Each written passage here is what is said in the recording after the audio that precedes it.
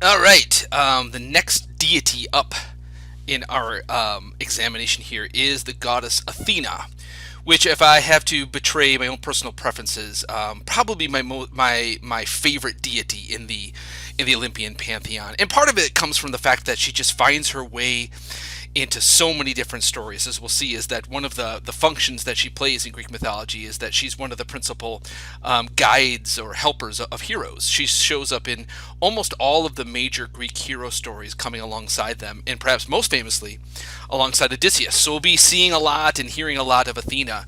So I mean, the fact that she gets lots of stage time, screen time, page time, I think influences that. But she's also just, I think, so fascinating. I mean, she's a feminine goddess, but she dresses in this kind of classical, stereotypical masculine way. I mean, she wears a war helmet, she carries a spear, sometimes she has a shield. She's associated with things like military victory. This is a little Nike statue in her hand here. So she's feminine, she's virginal, she's masculine. She crosses all of these kinds of lines in ways that other deities don't. And so I just find that just so fascinating. Just not just the fact that she's in so many stories, but that her. There's so many aspects to her identity under this Olympian umbrella that really no other god or goddess comes close to. So I want to take a brief look at Athena. Her core identity is, I mean, this is a bit reductive, but it makes it easy to remember the three W's: a goddess of wisdom, a goddess of war, a goddess of weaving. And I mean, these deserve some unpacking. So when we talk about wisdom, or Athena is the goddess of wisdom, it really is a particular kind of wisdom. It's really that cunning, crafty, trickery kind of wisdom that Odysseus embodies, probably best of all, and I think explains why she's so drawn to him in many regards. So, yeah, wisdom, not in just that you have knowledge born of experience. I mean, that's certainly part of it, but it's really kind of in the moment, using your wits kind of wisdom that Athena very much embodies. War, she is in this guise, she's kind of the antithesis of Ares, who we'll look at, who's more strictly the god of war, but he's really more kind of the god of kind of the wildness, the madness, the frenzy of war.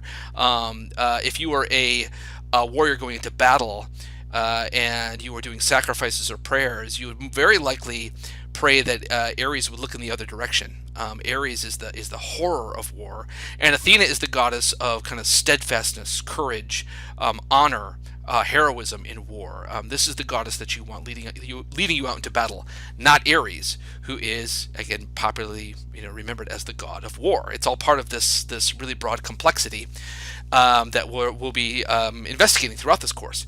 And then she also has, so I mean, war, it was kind of a province in antiquity, was the province of men. Weaving, the domestic arts in the household, was the province of women. So she's one of these rare goddesses who is kind of beloved by, attracted by all segments of society. She has one of the most famous birth stories that is out there. Probably, I'm guessing that even if you haven't had a lot of experience with Greek mythology, you may have heard this story. Hesiod tells us that Zeus, after the Theomachy, after the wars with the Titans, Zeus starts to, it seems he starts to make the mistakes that Kronos did. He starts swallowing deities, perhaps that he sees as a rival, and one of them that he swallows is this goddess Mētis. And Mētis, it's a feminine word. I mean, in the story, she's a goddess, but what Mētis is really is that kind of crafty wisdom. We'll be using this word a lot when we start talking about the Odyssey. Mētis is the cunning that Odysseus possesses, and so Zeus swallows cunning itself. And the idea seems to be, I mean, there's so many weird kind of odd biologies in these Greek stories. The idea that Mētis can't be suppressed. And this combination, when Zeus swallows Mētis, it produces a kind of sexual union, you might say. And the combination of that is Athena.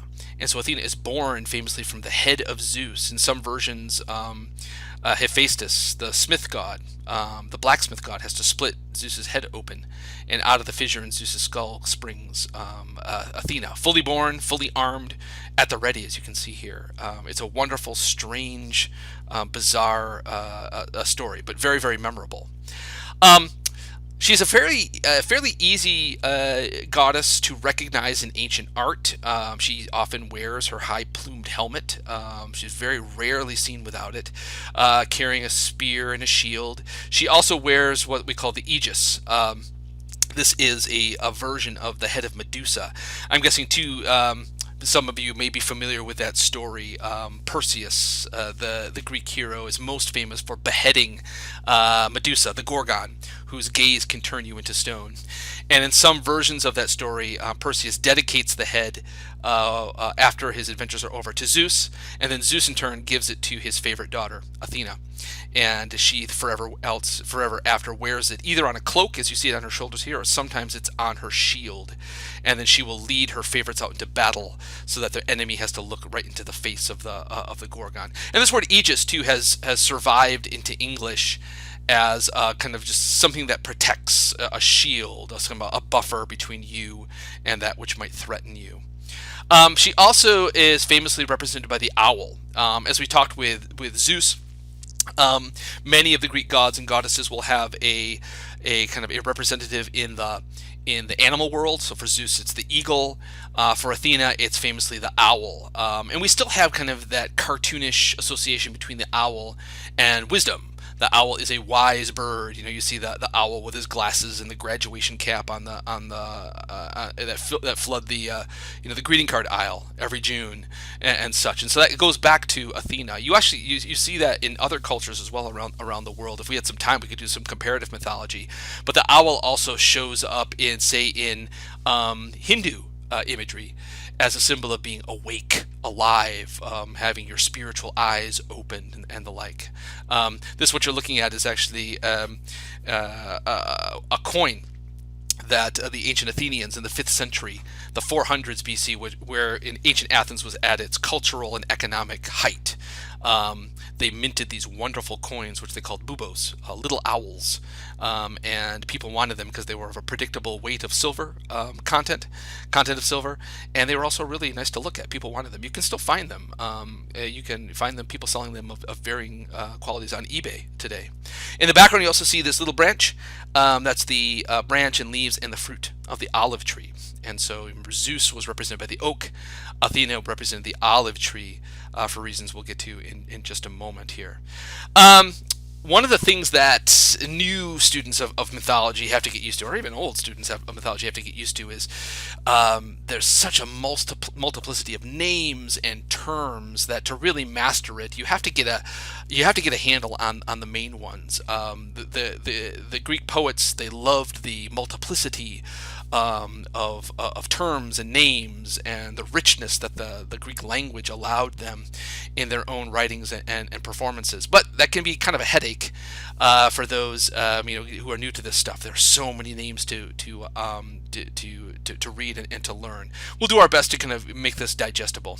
So over here, I'll have kind of a short list of kind of the most famous, we might call them nicknames, epithets of Athena, that I think are worth your time knowing. But before I do that, here's another vase painting which shows the birth of Athena. And here we have Zeus. He has a thunderbolt in his hand. It tells us that it's Zeus. He looks a little shocked, doesn't he? He's got his wide-eyed there. And here's Hephaestus, the smith god. He's just split Zeus's head open with his axe, and then out pops our little Athena. The most famous nickname of Athena is Pallas. We're not exactly sure what the word means. It probably means something like protector or defender.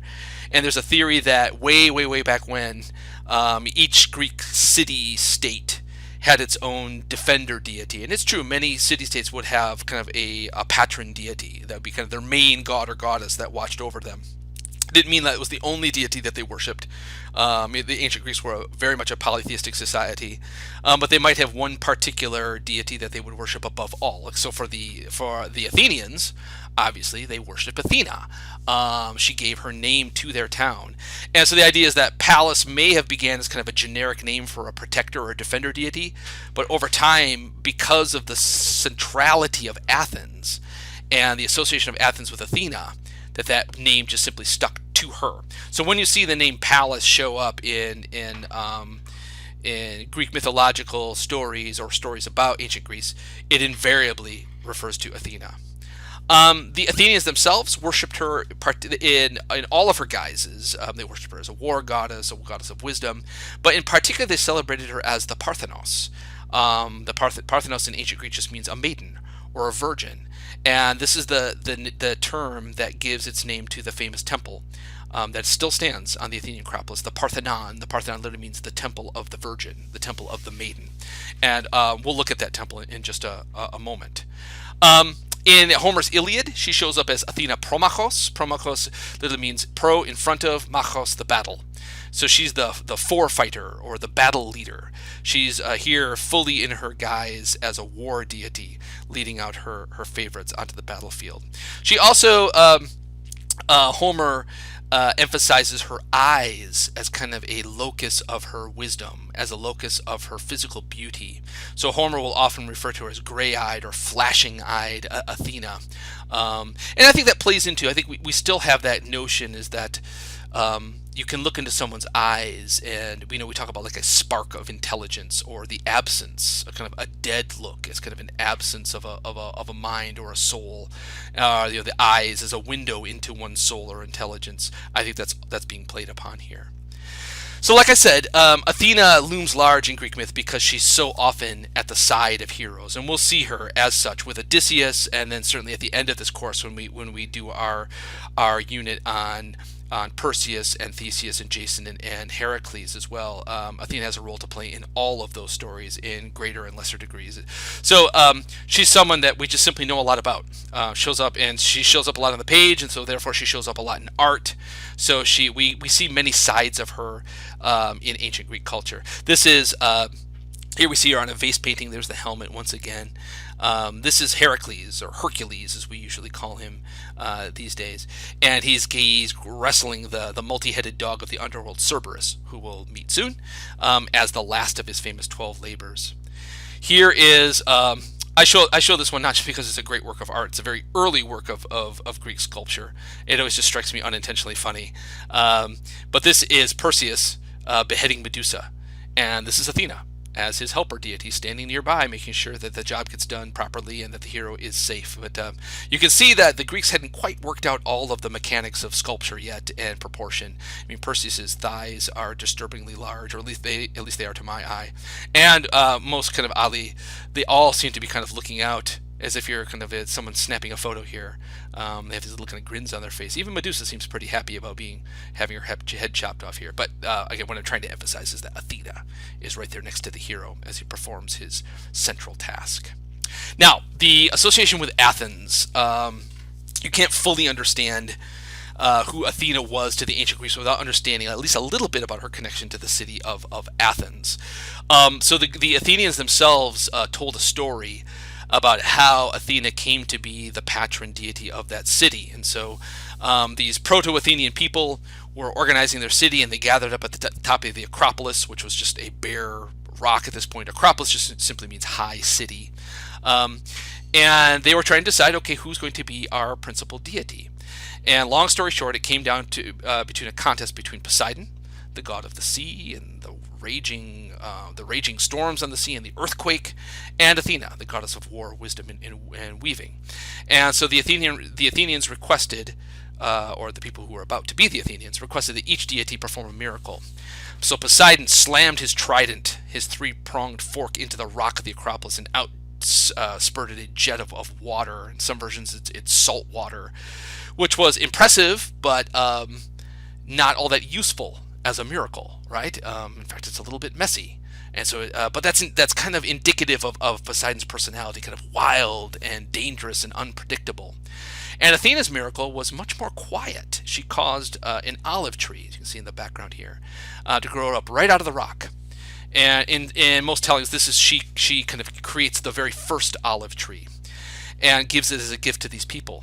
And the Athenian people recognize now this was a gift that was civilized. You could use the wood to build things, to craft tools and instruments, and of course the olive itself as food, and the oil has all kinds of different uses. In fact, there's thousands upon thousands of olive groves in Greece today.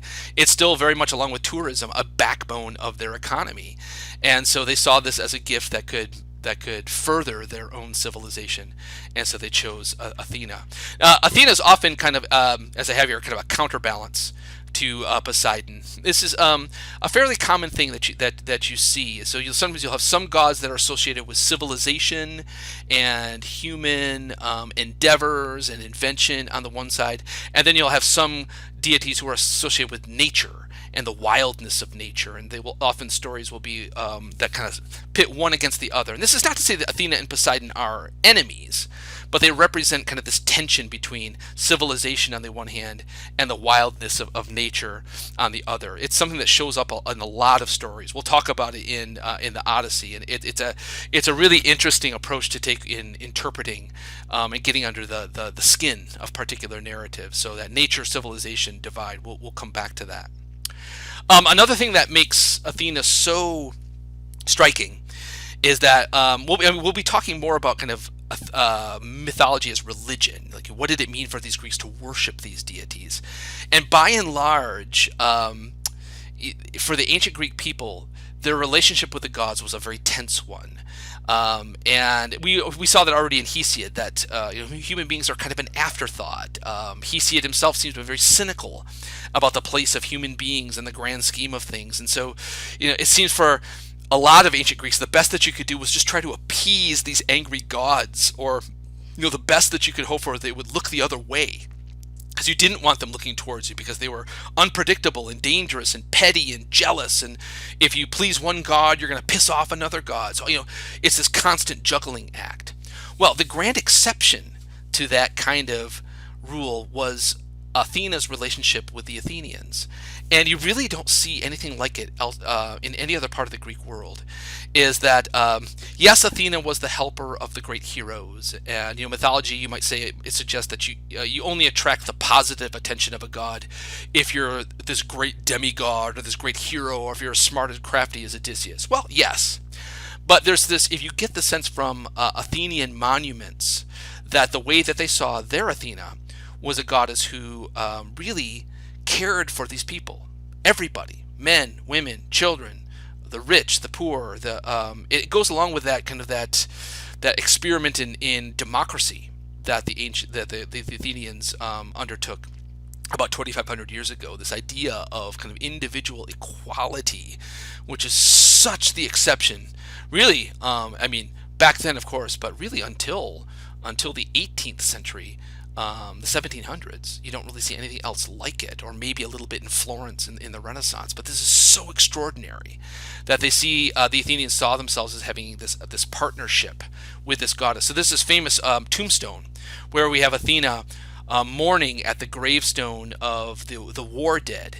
Not the heroes in the war, not the generals, not the kings, but just your ordinary citizen soldier who died in one of the many wars that Athens was involved in. And she's mourning. She's leaning on her spear. She's sad. And you note the way that Athena is depicted here. You see the helmet and the spear. Okay, that tells us it's Athena. But otherwise, she's dressed not like some queen or princess. She's dressed like an ordinary Athenian woman. And this humanizes her in a way that you rarely see gods and goddesses humanized on this very kind of compassionate level. Now, a little bit about the Acropolis. As kind of an archaeological artifact that will tell us more about how the Athenians saw this goddess. So this is more or less how it looks today. This is an older photograph, but the Acropolis, this high upcropping of rock in the middle of Athens today. You can see kind of the sprawl of modern Athens today. It's a very large city, but it's dominated still by the Parthenon, which has been through the ringer over the centuries. It was built about 2,500 years ago, and it's been It's been abandoned. It's been looted. It was turned into a Christian church. It was an Islamic mosque. It was bombed. It blew up, but yet it still stands. But this is the Parthenon, this famous symbol of Western civilization, still stands, and this is where the Athenians worshipped Athena, particularly as the Parthenos, as the maiden deity. Here's a drawing which shows what the Acropolis and its environs may have looked like at its height. This actually shows what it would have looked like during the Roman era. The Romans conquered Greece, and by and large, the Romans were enamored with Greek culture, and so they didn't destroy it or reduce it to rubble as they did many other cultures. But they continued lots of Athenian traditions and saw themselves as kind of the inheritors of Greek culture, and rather than its destroyers. So here you see you would approach the Acropolis just as you do today through what they call the propylaea, these kind of four gates. The first thing you would have seen is this large statue of Athena, the war goddess, and it said that bronze statue that the tip of her spear was polished so that it would glint in the sun, and that the boats coming into the harbor, which is about 3 miles this way, could see the glint on her spear as kind of a welcoming home beacon. Over here, this building called the Erechtheion purported to mark the site of that contest between Athena and Poseidon. You see this little green blob? That's the olive tree, and there's a little courtyard there. There's still an olive tree growing there today that marks the spot where the Athenians believed Athena gave this gift. And then here's the Parthenon over here. In all of its grand classical glory. On the slopes of the hill, you see a couple of theaters. This one has been refurbished today. The Greeks still, modern Athenians still have concerts and plays here. This was actually built by a later Roman wealthy gentleman who lived in Greece and loved Greece and coughed up a lot of money to have this built. Over here is the so-called Theater of Dionysus. This is where drama, theater, at least in the Western sense, was for all intents and purposes born. And so this is where drama began. We'll be talking more about this theater and the origins of tragedy and drama and comedy in a later lecture. Here's a drawing of, again, a zoom in. This statue, this bronze statue, there's that same one that I pointed out, has been sadly lost. Here's a kind of lower angle shot. You can see the Parthenon in a little hint of its colors. If you remember that picture of that drawing of the temple of Zeus at Olympia, that was much more colorful up at the top here. It's almost certainly that the Parthenon itself all too was heavily covered in reds and pinks and blues and such, that of course that's all gone today. Here our artist has just given a little hint of that with these blue what are called these Mētis squares here, and then here you have the depiction of that contest between Athena and Poseidon on the temple here. You would think that you'd be forgiven to think that as you approach the Acropolis that this would be the front door of the Parthenon. It's actually not. The front door is over here. As kind of a cosmic rule, Greek temples faced east. This is east, so they face the rising sun. That's a detail you actually find in lots of cultures with their temples. So this is actually the back of the Parthenon over here. Here's what it looks like today. I took this photograph with a group when I went with a group of students, maybe about 10 or so years ago. You can see all the scaffolding. It's always in a constant state of refurbishment. In fact, the Greeks around the year 1980 decided that they were going to very slowly try to put Humpty Dumpty back together again, and so they are very slowly rebuilding the Parthenon. You can see this that bright white color there. What they're doing, this is very controversial, less so today. People have kind of gotten used to the idea. But what they've done is they're not going to rebuild it, put a roof on and color it all red and pink. No, they're not doing that. But what they are doing is that where there are gaps in the stone, and where the stone is deteriorated enough that it's in danger of collapsing parts of it, they go to the original quarry. We know where they quarried the marble for the Parthenon. You can see the imprints left behind by the artisans, and they go there and they will carve new stone from the same quarries the original marble was taken from, and then they'll carve it so that it fits exactly in the missing gaps. So where they can't find missing pieces that have broken off, fallen off, blasted off, they will kind of put them back together. So the idea is that eventually they'll have kind of the whole basic structure of the Parthenon back in place, and they can remove all this scaffolding. And there's even talk of somebody even opening up for people to walk through it once again. We'll see. Because of the economic crises of the last 10, 15 years, a lot of this work has ground to a halt. And another big issue is you see all the missing sculpture that's up here. And the vast majority of that sculpture is not in Greece. It's actually in London. There was a guy by the name of Lord Elgin who came to Greece in the early 1800s, before Greece was even a country. And he used his money and his influence basically to take the sculpture down, box it up, and took it back to London, where it's been on display in the British Museum there for decades and decades. And so this has been a big bone of contention. The Greeks are, finally getting their act together in terms of preserving their own monuments. They took care of their acid rain problem. This was always the British argument that say, yes, this is, Lord Elgin maybe was a little underhanded in taking away your statuary, but look at you Greeks, you can't even protect your own stuff. Here we have a world-class monument in London. It's free. Anybody can go see it. We're doing the job for you. But as the Greeks have gotten better at this kind of thing, they've been making more noise about we want that statuary back. Give it back to where it belongs. I'm very sympathetic to the Greek argument, but it'll be interesting to see what will happen. One of the most devastating events happened to the Parthenon, as you see by the date here, September 26, 1687. So a little over 300 years ago. For centuries, Greece, Athens was kind of a crossroads of one invading army after another, and it took its toll. And so in this case, it was the Venetians fighting the Ottomans for this territory, and the Ottoman Turks had turned the Parthenon into a gunpowder arsenal. So it had long stopped functioning as a temple or a church or a mosque, and now it was just a kind of a warehouse, as it were. And the Venetians were over on a hill, and they were flinging cannonballs, shooting cannonballs onto the Acropolis, trying to smoke the Turks off the hill. And one of these cannonballs went through the roof and ignited, caused a spark that ignited the gunpowder and basically blew off this whole, and not the whole, but a big chunk of the southern half of the Parthenon. That gap still remains. So today, this is kind of the postcard shot that often people will take of the Parthenon. It's from this nearby hill.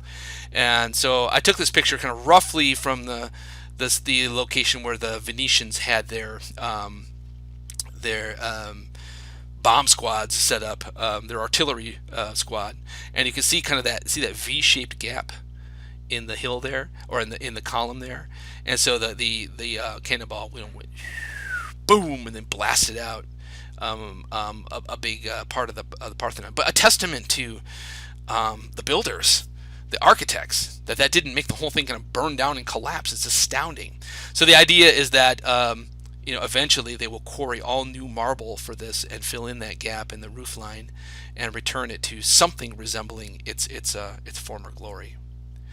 So the whole building itself is a testament to Athena's connections with human civilization. There were all along and around the outside of the Parthenon, there were small little sculptures detailing this famous battle between the Lapiths, a race of early humans, and centaurs, which in Greek mythology are really almost invariably associated with kind of savage wildness, anti-civilization.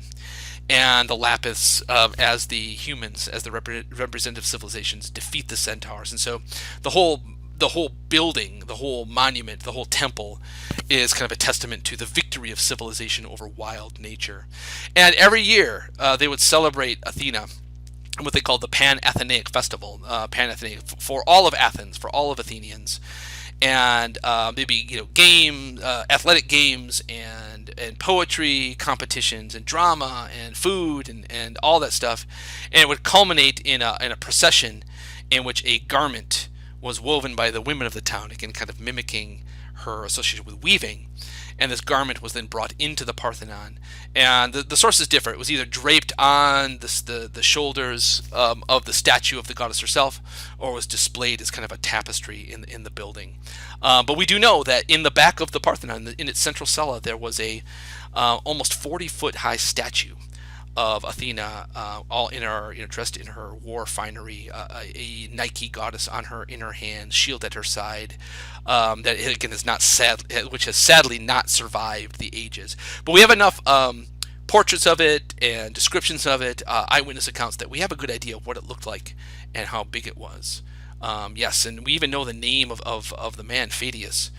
Same guy that designed that great statue of Zeus in his temple at Olympia, designed this statue of Athena. Again, sadly, both of those statues are lost to history.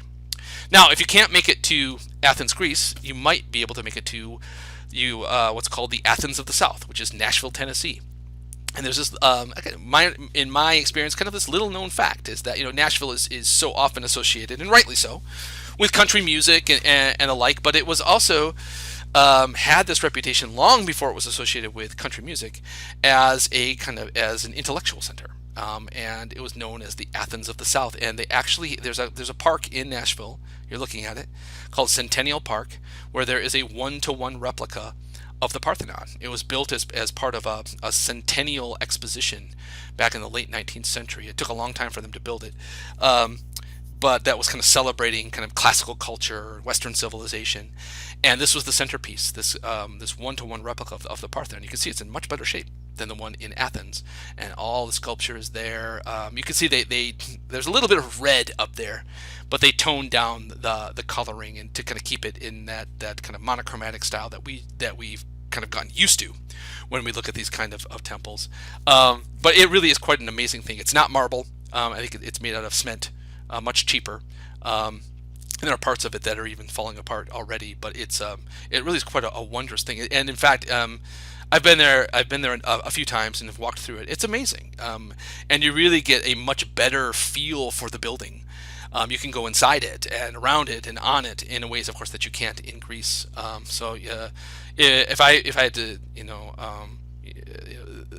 if I had to recommend an experience, it would be if you're able to go to Athens, Greece, see the original, and then experience the one in the Tennessee and put them together, you get this really quite wonderful experience of the monument itself. About 30 years ago, they actually put in the Parthenon a full-scale replica of the statue. This is the Nashville Athena here, and there she stands at nighttime. They open up the doors and they shine these spotlights on her. It's quite imposing. The head of a average-sized human being, barely comes up to the top of the platform here. So she looms above this. It must have been an amazing, awesome thing to look at in antiquity, as it is when you stand inside this central cella in the Nashville one. Over here is a digital recreation of what the cella again may have looked like in the Parthenon. You see from the goddess from a rear view, and you see this little this weird little naked guy down here to give you a little bit of a scale.